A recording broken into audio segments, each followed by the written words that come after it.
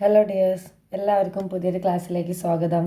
ഇന്ന് നമ്മൾ 8ാം ക്ലാസ്സിൻ്റെ 3ാമത്തെ ചാപ്റ്റർ ആയിട്ടുള്ള സ്ക്വയർ ഐഡൻറ്റിറ്റീസ് വർഗ സമവാക്യങ്ങൾ എന്ന ചാപ്റ്ററിലെ പേജ് നമ്പർ 45-ലെ 3ാമത്തെ ചോദ്യമാണ് ഡിസ്കസ് ചെയ്യാൻ പോകുന്നത്. 1ാമത്തെയും 2ാമത്തെയും ചോദ്യങ്ങൾ നമ്മൾ ഓൾറെഡി ചെയ്തതാണ്. 1ാമത്തെയും 2ാമത്തെയും ചാപ്റ്ററിലുള്ള ചോദ്യങ്ങളും നമ്മൾ ചെയ്തതാണ്. കാണാത്തവരുണ്ടെങ്കിൽ പ്ലേലിസ്റ്റ് പോയി കാണാവുന്നതാണ്. ഓക്കെ, അപ്പോൾ നമുക്ക് 3ാമത്തെ ചോദ്യം നോക്കാം. ഈ കണക്കുകൾ നോക്കുക. എന്താണ് 3 എന്ന് പറഞ്ഞാൽ 2 സ്ക്വയർ മൈനസ് 1 സ്ക്വയർ എന്ന് എഴുതിയിട്ടുണ്ട്. 5 എന്ന് പറഞ്ഞാൽ 3 സ്ക്വയർ മൈനസ് 2 സ്ക്വയർ. 7 എന്ന് പറഞ്ഞാൽ 4 സ്ക്വയർ മൈനസ് 3 സ്ക്വയർ. കുറേ കൂടി ഒറ്റ സംഖ്യകൾ എടുത്ത് ഓഡ് നമ്പർ. എടാ, ഈ 3, 5, 7 എന്നൊക്കെ എഴുതിയ ഇടത് ഭാഗത്തുള്ള സംഖ്യകളെ പ്രത്യേകത എന്താ? ഇതെല്ലാം ഓഡ് സംഖ്യകളാണ് അല്ലേ, ഒറ്റ സംഖ്യകളാണ്. അപ്പോൾ നമ്മളോട് പറഞ്ഞ കുറേ കൂടി എക്സാമ്പിൾ എടുക്കുക. ഒറ്റസംഖ്യകളെടുത്ത് പൂർണ്ണവർഗങ്ങളുടെ വ്യത്യാസമായി എഴുതാൻ കഴിയുക എന്ന് പരിശോധിക്കുക. ഒറ്റസംഖ്യകൾ സെലക്ട് ചെയ്തിട്ട് നമുക്ക് എല്ലാത്തിനും എങ്ങനെ എഴുതാൻ പറ്റുമെന്ന് നോക്കാം. ഒന്നിനേക്കാൾ വലിയ എല്ലാ ഒറ്റസംഖ്യകളെയും ഇങ്ങനെ എഴുതാൻ കഴിയുന്നതിൻ്റെ കാരണം വിശദീകരിക്കുക.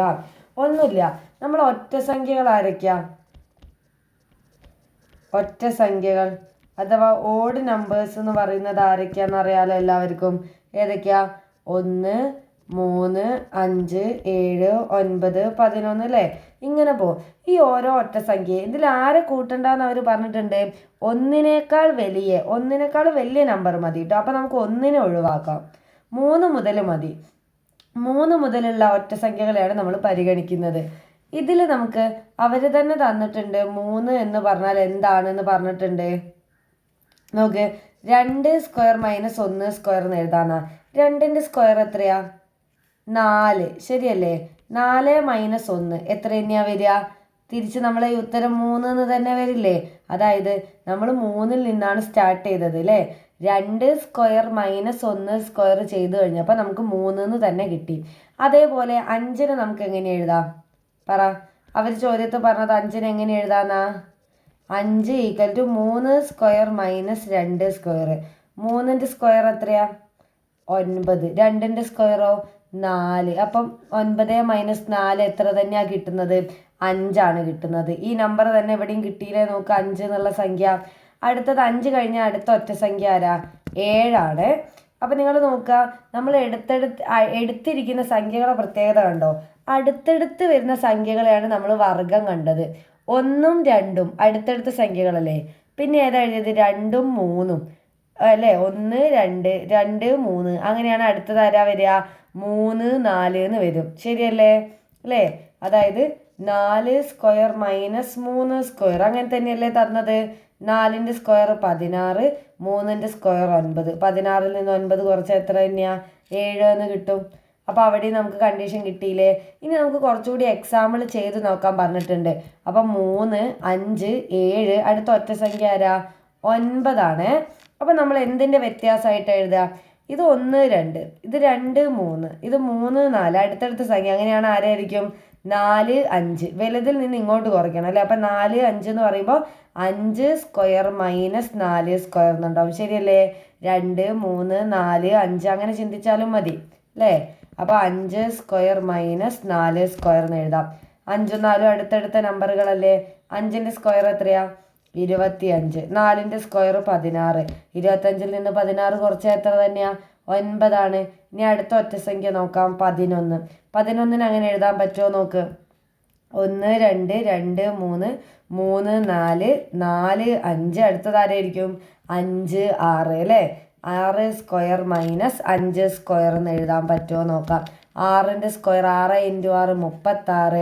5ൻ്റെ സ്ക്വയർ എന്ന് പറഞ്ഞാൽ 5 × 5 25. ശരിയല്ലേ?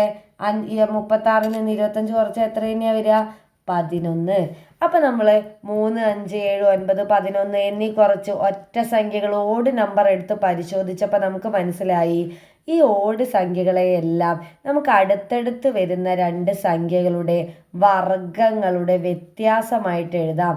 വർഗങ്ങൾ എന്ന് പറഞ്ഞാൽ തൊട്ടടുത്തടുത്ത് വരുന്ന നമ്പേഴ്സിൻ്റെ സ്ക്വയറിൻ്റെ ഡിഫറൻസ് ആയിട്ട് എഴുതുക. ഡിഫറൻസ് എന്ന് പറഞ്ഞാൽ എന്താ, ഇങ്ങനെ മൈനസ് ഇട്ട് എഴുതുന്നതിനെയാണ് ഡിഫറൻസ് എന്ന് പറയുക അല്ലേ. 2 സ്ക്വയർ മൈനസ് 1 സ്ക്വയർ. 1ഉം 2ഉം അടുത്തടുത്ത് വരുന്ന നമ്പർ അല്ലേ, 1 2 എന്നല്ലേ നമ്മൾ എഴുതുക. അതിനെ സ്ക്വയർ ചെയ്തു അല്ലേ, എന്നിട്ട് അതിൽ നിന്ന് കുറച്ചു, ചെറുതിൽ നിന്ന് വലുത് കുറച്ചു. അപ്പോൾ നമുക്ക് 3 കിട്ടി. അടുത്ത ഒറ്റ സംഖ്യ 5. 5 കിട്ടാൻ നമ്മൾ എന്താ എഴുതുക, 3 സ്ക്വയർ മൈനസ് 2 സ്ക്വയർ. 2 സംഖ്യകളെ സ്ക്വയർ ചെയ്തിട്ട് അതിൽ നിന്ന് കുറച്ചു, വ്യത്യാസം കണ്ടു. അടുത്തത് 4 3, പിന്നെ 5 4 അല്ലേ, ഒക്കെ അടുത്തടുത്ത നമ്പറുകളാണ്. അപ്പോൾ ഏത് ഒറ്റ സംഖ്യയെ വേണമെങ്കിലും നമുക്ക് ഇങ്ങനെ എഴുതാന്നുള്ള കാര്യം നിങ്ങൾക്ക് മനസ്സിലായോ? വേണമെങ്കിൽ ഒന്നുകൂടി എക്സാമ്പിൾ നോക്കാം. നോക്ക്, 11 കഴിഞ്ഞാൽ അടുത്തത് 13 അല്ലേ, ഒറ്റ സംഖ്യ ഓട് നമ്പർ 3 5 7 9 11 13 അല്ലേ. ഇവിടെ നോക്ക് എങ്ങനെ എഴുതുക, ഇത് 1 2 പിന്നെ 2 3 എടുത്തു, ഇത് 3 4 4 5 പിന്നെയോ 5 6. ഇനി നമ്മൾ ആരെയാ വരിക, 6 7 അല്ലേ, അതായത് 7 സ്ക്വയർ മൈനസ് 6 സ്ക്വയർ എന്ന് എഴുതാം. 7 സ്ക്വയർ എത്രയാ, 49. അപ്പം 47 × 7 49, 6 × 6 36. 49ൽ നിന്ന് 36 കുറച്ച് എത്ര കിട്ടുക, 13 എന്ന് കിട്ടും. അപ്പോൾ ഈ 13 ഇവിടെ കിട്ടിയത് കണ്ടോ. അപ്പോൾ ഏത് ഒറ്റ സംഖ്യയെയും ഓഡ് നമ്പറിനെയും നമുക്ക് 2 നമ്പറിൻ്റെ സ്ക്വയറിൻ്റെ വ്യത്യാസമാക്കി ഡിഫറൻസ് ആക്കി എഴുതാമെന്ന് മനസ്സിലായല്ലോ. പറഞ്ഞതിൽ കുഴപ്പമൊന്നുമില്ലല്ലോ. ഇനി നമ്മളോട് ചോദിച്ചിട്ടുണ്ട്, ഇതിൻ്റെ കാരണം കൂടി ചോദിച്ചിട്ടുണ്ട് അല്ലേ. ഇങ്ങനെ എഴുതാൻ കഴിയുന്നതിൻ്റെ കാരണം എന്താണ് എന്നിട്ടൊരു ഹിൻറ്റ് തന്നിട്ടുണ്ട്. ഒറ്റ സംഖ്യകളുടെ പൊതുരൂപം 7ാം ക്ലാസ്സിൽ കണ്ടത് ഓർക്കുക.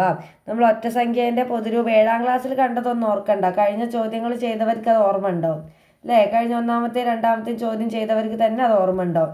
നമുക്ക് നോക്കാം, ഒരൊറ്റ സംഖ്യയെ നമുക്ക് എങ്ങനെ എഴുതാം.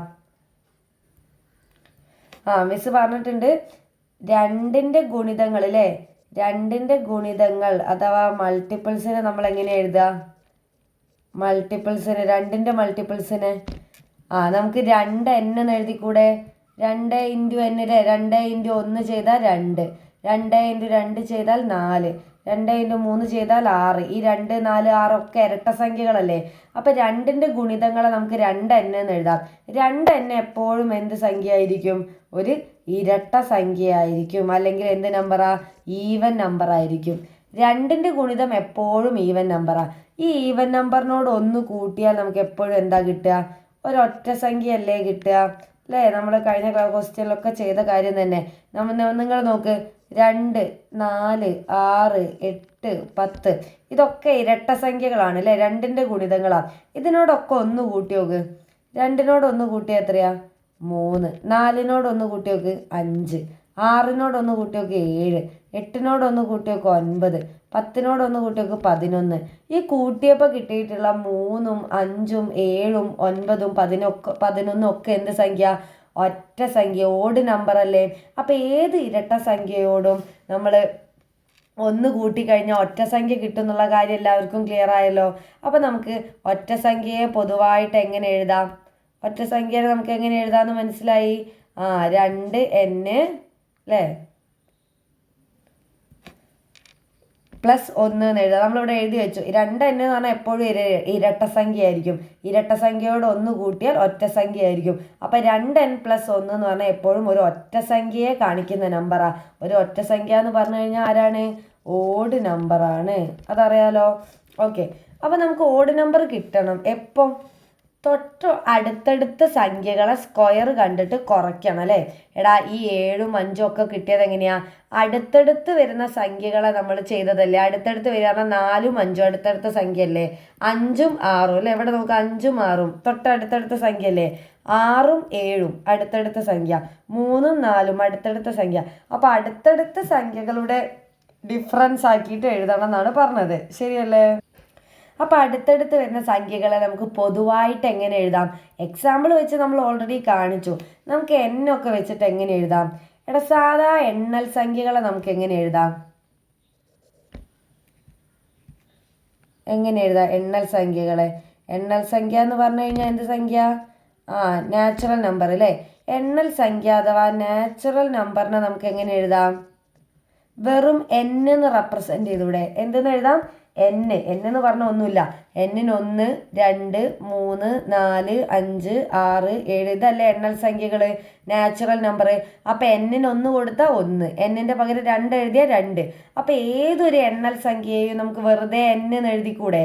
എന്നിൻ്റെ എന്ത് വിലയാണോ അത് എന്ന് കിട്ടും. അപ്പം എണ്ണൽ സംഖ്യ കിട്ടി. തൊട്ടടുത്ത എണ്ണൽ സംഖ്യ ആരായിരിക്കും? തൊട്ടടുത്ത എണ്ണൽ സംഖ്യ അതിനെങ്ങനെയാണ് ഇംഗ്ലീഷിൽ എഴുതുക? തൊട്ടടുത്ത എന്നുള്ളതിന് ഇംഗ്ലീഷ് വേർഡ് എന്താ? കോൺസിക്യൂട്ടീവ്. തൊട്ടടുത്ത പറഞ്ഞാൽ കോൺസിക്യൂട്ടീവ്, തൊട്ട് കിടക്കുന്ന നമ്പർ. 3ഉം 4ഉം അടുത്തടുത്ത നമ്പർ അല്ലേ? 3ഉം 8ഉം പറയാൻ പറ്റില്ല അല്ലെ, അത് വിട്ട് കിടക്കുന്ന നമ്പറാണ്. തൊട്ടടുത്ത് വരുന്ന നമ്പറാണ് കോൺസിക്യൂട്ടീവ് നമ്പർ എന്ന് വിളിക്കുക. അപ്പോൾ കോൺസിക്യൂട്ടീവ് നാച്ചുറൽ നമ്പർ എന്ന് എഴുതാം. എടാ, ഞാൻ ഈ എന്നിന് 5 എന്ന് കൊടുത്തു കഴിഞ്ഞാൽ അതിൻ്റെ തൊട്ടടുത്ത നമ്പർ ആരാ? എന്നിനോടൊന്ന് കൂട്ടി 5നോടൊന്ന് കൂട്ടിയാൽ പോരെ? 6 വരും. എന്നിന് ഞാൻ 3 കൊടുത്തു, അപ്പോൾ തൊട്ടടുത്ത നമ്പർ ആരാ? 3നോടൊന്ന് കൂട്ടിയാൽ 4. എന്നിന് ഞാൻ 8 എന്ന് എഴുതി, തൊട്ടടുത്ത നമ്പർ ആരാ? 8നോടൊന്ന് കൂട്ടിയാൽ പോരെ? 9 അല്ലേ? അപ്പോൾ നമുക്ക് അടുത്തടുത്ത സംഖ്യ കിട്ടാൻ വേണ്ടിയിട്ട് ആ നമ്പറിനോട് 1 കൂട്ടിയാൽ പോരെ അല്ലേ? 5നോടൊന്ന് കൂട്ടിയാൽ 6, അപ്പോൾ 5ഉം 6ഉം. 8നോടൊന്ന് കൂട്ടിയാൽ 9, അപ്പോൾ 8ഉം 9ഉം. ഓക്കെ, അങ്ങനെയാണെങ്കിൽ നമ്മൾ എണ്ണൽ സംഖ്യേനെ പൊതുവായിട്ട് എന്ന് എടുത്തു കഴിഞ്ഞാൽ അടുത്ത എണ്ണൽ സംഖ്യ ആരായിരിക്കും? തൊട്ടടുത്ത എണ്ണൽ സംഖ്യ കിട്ടാൻ എന്നിനോടൊന്ന് കൂട്ടിയാൽ പോരെ? നമ്മൾ പൊതുവായിട്ട് എഴുതുക കേട്ടോ, കൺഫ്യൂഷൻ ആവരുത്. ഇപ്പം 4 4നോടൊന്ന് കൂട്ടിയാൽ 5, അപ്പം 4ഉം 5ഉം അടുത്തടുത്ത സംഖ്യ. 5 ആണെങ്കിൽ 5നോടൊന്ന് കൂട്ടുക, അപ്പോൾ 6. 5ഉം 6ഉം അടുത്തടുത്ത സംഖ്യ അല്ലേ? പിന്നെയോ 8 ആണെങ്കിൽ 8നോടൊന്ന് കൂട്ടിയാൽ 9. 8ഉം 9ഉം അടുത്തടുത്ത സംഖ്യ അല്ലേ? അങ്ങനെയാണെങ്കിൽ ഞാൻ എടുത്ത എണ്ണൽ സംഖ്യ എന്നാണെങ്കിലോ തൊട്ടടുത്ത സംഖ്യ കിട്ടാൻ എന്നിനോടൊന്ന് കൂട്ടിയാൽ പോരെ? സംഭവം പറഞ്ഞാൽ മനസ്സിലായില്ല? അപ്പം എന്നിനോടൊന്ന് കൂട്ടിയാൽ n+1 എന്ന് വരും. അപ്പം നമുക്ക് തൊട്ടടുത്തടുത്ത് വരുന്ന 2 നാച്ചുറൽ നമ്പർ എണ്ണൽ സംഖ്യകളെ പൊതുവായിട്ട് ജനറലായിട്ട് n-ഉം n+1 എന്ന് എഴുതിക്കൂടെ? അതിൽ കുഴപ്പമൊന്നുമില്ലല്ലോ. ഇനി നമ്മൾ ഈ ചെയ്ത പോലെ ചെയ്ത് നോക്കുക. അടുത്തടുത്ത സംഖ്യകളെ തമ്മിൽ കുറച്ച് കഴിഞ്ഞാൽ നമുക്കൊരു ഒറ്റ സംഖ്യ കിട്ടണം അല്ലേ? അപ്പോൾ അടുത്തടുത്ത സംഖ്യകൾ എന്ന് പറഞ്ഞാൽ ഒന്ന് n-ഉം ഒന്ന് n+1 അല്ലേ നമ്മൾ ജനറലായിട്ട് എഴുതി വെച്ചേ. അപ്പം ഏതാ കുറയ്ക്കണ്ടേ? ഇവിടെ n ആയിരിക്കുമോ n+1 ആയിരിക്കുമോ വലുത്? എടാ, വലുത് എപ്പോഴും n+1 അല്ലേ? 5നേക്കാളും വലുത് 5നോട് 1 കൂട്ടിയിട്ടുള്ള 6 അല്ലേ? 5നേക്കാളും വലുത്. 4നേക്കാളും വലുത് 4നോട് 1 കൂട്ടി കിട്ടുന്ന 5 അല്ലേ? അല്ലേ? അപ്പം n-നേക്കാളും വലുത് എന്ന് പറഞ്ഞാൽ n+1 അല്ലേ? ഒന്ന് കൂടിയ നമ്പർ അല്ലേ? അപ്പം നമ്മൾ 11 കിട്ടാൻ വലിയ നമ്പറായ 6ൽ നിന്ന് 5 കുറച്ചു അല്ലേ? 6² - 5². അപ്പോൾ വലുതിൽ നിന്ന് ചെറുത് കുറയ്ക്കാനും നമുക്ക് മനസ്സിലായി. അപ്പോൾ ഇതേപോലെ എണ്ണൽ സംഖ്യകൾ നമ്മൾ തൊട്ടടുത്തടുത്ത നമ്പറിനെ പൊതുവായിട്ട് ഒന്ന് n+1ഉം ഒന്ന് n-ഉം നല്ല എഴുതിയത്. അപ്പോൾ വലിയ നമ്പറായ n+1ൽ നിന്ന് ചെറിയ നമ്പറായ n കുറയ്ക്കുന്നു. പക്ഷെ നമ്മൾ n ആണോ കുറച്ചത്? വെറും സംഖ്യ ആണോ കുറച്ചത്? ആ സംഖ്യേനൊക്കെ ഇവിടെ എന്ത് ചെയ്തു നോക്ക്. ചോദ്യത്തിൽ തന്നെ ഉണ്ട്. 2-ന്ന് 1 കുറച്ചാൽ 3 കിട്ടൂല അല്ലേ? 2² - 1². 3² - 2². എല്ലാത്തിനും സ്ക്വയർ ചെയ്യുന്നില്ലേ? വർഗം ചെയ്യുന്നില്ലേ? അപ്പം ഇവിടെയും തൊട്ടടുത്തടുത്ത് വരുന്ന എണ്ണൽ സംഖ്യകളെ കുറച്ചിട്ട് കാര്യമില്ല. ഇവയെ എന്ത് ചെയ്യണം? സ്ക്വയർ ചെയ്യണം, നിർബന്ധമല്ലേ? വർഗം കാണണ്ടേ? അപ്പം മിസ് വർഗം കണ്ടു. n+1² - n². ഇങ്ങനെ ചെയ്ത് കഴിഞ്ഞാൽ ഉത്തരം നമുക്ക് ലാസ്റ്റ് ഒരു ഒറ്റ സംഖ്യ കിട്ടണം വേണ്ടേ? അതല്ലേ നമ്മൾ തെളിയിക്കാൻ പോകുന്നത്. ഏതില്ലേ ഇങ്ങനെ എഴുതാൻ കഴിയുന്നതിൻ്റെ കാരണം വിശദാക്കുക എന്നാണ് പറഞ്ഞത്. എങ്ങനെ? അടുത്തടുത്ത് വരുന്ന പൂർണ്ണവർഗം എന്ന് പറഞ്ഞാൽ ഈ സ്ക്വയർ നമ്പറിനെയാണ് കേട്ടോ പറയുന്നത്. പൂർണ്ണവർഗങ്ങളായി എഴുതാൻ കഴിയുമോ എന്ന് പരിശോധിക്കുക.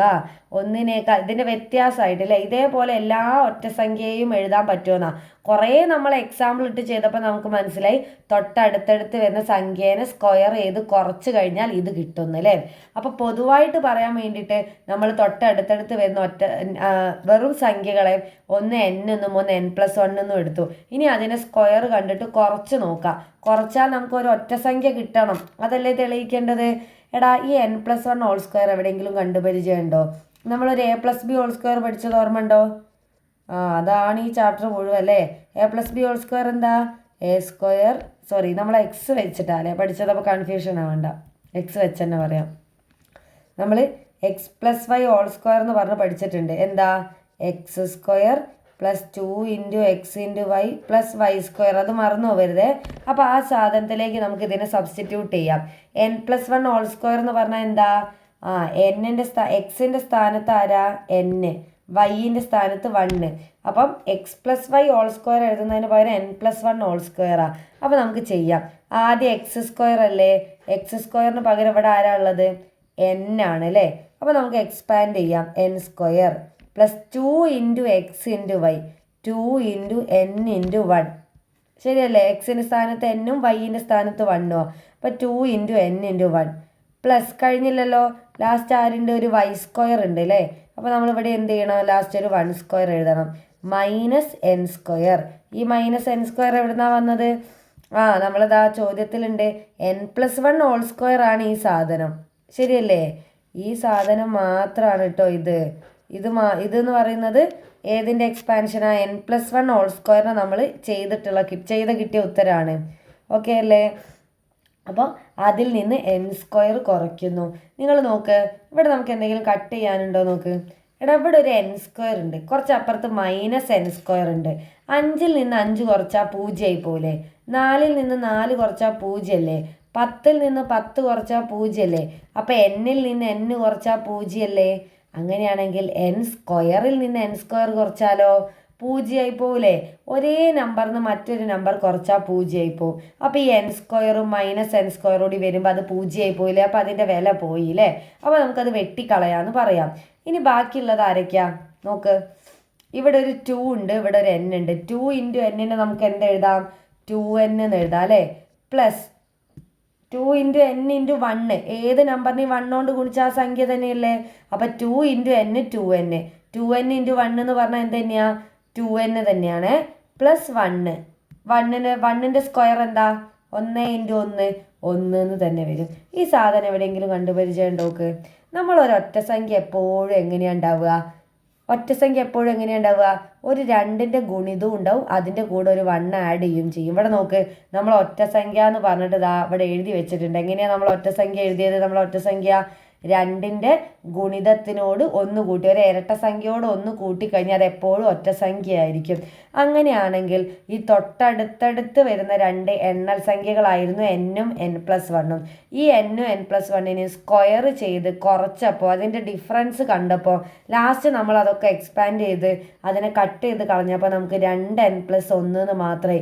ഈ സംഖ്യ എന്ന് പറയുന്നത് നമ്മൾ ഒറ്റ സംഖ്യേനെ റെപ്രസെൻറ്റ് ചെയ്യുന്ന ആളല്ലേ.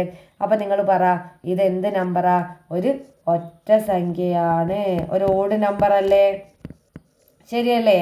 അപ്പം അതിൻ്റെ അർത്ഥം എന്താ, ഇതാണ് അതിൻ്റെ കാരണം. ഈ ലോകത്ത് ഏത് അടുത്തടുത്ത് വരുന്ന സംഖ്യകളെ നിങ്ങൾ സ്ക്വയർ ചെയ്യാൻ വർഗം കാണുക, എന്നിട്ട് കുറയ്ക്കുക. അപ്പം നിങ്ങൾക്കൊരു ഒറ്റ സംഖ്യ മാത്രമേ വരുള്ളൂ. അത് നമ്മൾ പൊതുവായിട്ട് തെളിയിച്ചതാ. അത് വേണമെങ്കിൽ നിങ്ങൾക്ക് ഇഷ്ടമുള്ള ഒരു സ്ക്വയർ പറഞ്ഞോ. ഇപ്പം അടുത്തടുത്ത് വരുന്ന നമ്പറാണ് 20-ഉം 21-ഉം, ശരിയല്ലേ. തൊട്ടടുത്തടുത്ത് തന്നെ വരണം കേട്ടോ. അതുകൊണ്ടാണ് നമ്മൾ n-ഉം n+1-ഉം എഴുതിയത്. അപ്പോൾ വലുതിൽ നിന്ന് ചെറുത് കുറയ്ക്കുന്നു അല്ലേ. വലിയ നമ്പറായി 21² നിന്ന് 20² കുറയ്ക്കുന്നു. നമ്മൾ എഴുതിയത് പ്രകാരമാണെങ്കിൽ ഇതൊരു ഒറ്റ സംഖ്യ ആവണം. ഒറ്റ സംഖ്യ ആവുമോ നോക്കാം. ഒരു എക്സാമ്പിൾ ചെക്ക് ചെയ്യാണ് കേട്ടോ. 21ൻ്റെ സ്ക്വയർ എന്ന് പറഞ്ഞാൽ 21 × 21 അല്ലേ. 21 × 21 ചെയ്താൽ എത്ര കിട്ടും, 1 2 4 അല്ലേ. 441 എന്ന് വരും.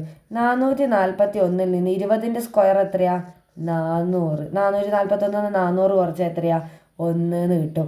അപ്പം നിങ്ങൾ നോക്ക്, അടുത്തടുത്ത് വരുന്ന 2 എണ്ണൽ സംഖ്യകൾ നാച്ചുറൽ നമ്പറാണ് 20-ഉം 21-ഉം. ഇതിൽ വലിയ നമ്പറിൻ്റെ വർഗത്തിൽ നിന്ന് ചെറിയ നമ്പറിൻ്റെ വർഗം സ്ക്വയർ കുറച്ചപ്പോൾ നമുക്ക് കിട്ടിയിട്ടുള്ള ഉത്തരം ഒരു ഒറ്റ സംഖ്യയല്ലേ. അതല്ലേ ഇപ്പം നമ്മൾ തെളിയിച്ചത്. അടുത്തടുത്ത് വരുന്ന 2 എണ്ണൽ സംഖ്യകൾ നാച്ചുറൽ നമ്പറാണ് n-ഉം n+1-ഉം. ഈ 2 n+1 ഇതിന് രണ്ടിനും സ്ക്വയർ ചെയ്തു കുറച്ച് കഴിഞ്ഞപ്പോൾ നമുക്കൊരൊറ്റ സംഖ്യ തന്നെ കിട്ടി. അതാണ് ഇതിൻ്റെ കാരണം. നമ്മൾ ഈ എഴുതിയിട്ടുള്ള എക്സാമ്പിളിൻ്റെ കാരണം എന്താ, ഇതൊക്കെ അതിന് എക്സാമ്പിൾ ആണ് അല്ലേ. അടുത്തടുത്ത് വരുന്ന 3-ഉം 4-ഉം നമ്മൾ സ്ക്വയർ ചെയ്ത് കുറച്ചപ്പോൾ ഒരൊറ്റ സംഖ്യ കിട്ടി. 4-ഉം 5-ഉം അടുത്തടുത്ത് വരുന്നതല്ലേ, അതിനെ ചെയ്തപ്പോൾ 9 എന്ന് പറയുന്ന ഒറ്റ സംഖ്യ കിട്ടി. 5-ഉം 6-ഉം ചെയ്തപ്പോൾ 11 കിട്ടി. ആ കിട്ടിയ ഉത്തരങ്ങളൊക്കെ ഒറ്റ സംഖ്യകളാണല്ലോ. അത്രയേ ഉള്ളൂ ഇതിൻ്റെ പ്രൂഫ് എന്ന് പറയുന്നത്. നമ്മൾ ജസ്റ്റ് n-ഉം n+1-ഉം എടുത്തത് മാത്രം മനസ്സിലാക്കുക കേട്ടോ. ഒരു n ആണെങ്കിൽ തൊട്ടടുത്ത നമ്പർ എന്ന് പറയുന്നത് n-നോട് 1 കൂട്ടിയാൽ മതി. അത്രയേ ഉള്ളൂ. ഓക്കെ, അപ്പം ലാസ്റ്റ് ഒരു ചോദ്യം കൂടി ഉണ്ട് ഈ ഭാഗത്ത്. നമുക്ക് അടുത്ത ക്ലാസ് ചെയ്യാം കേട്ടോ. Thank you.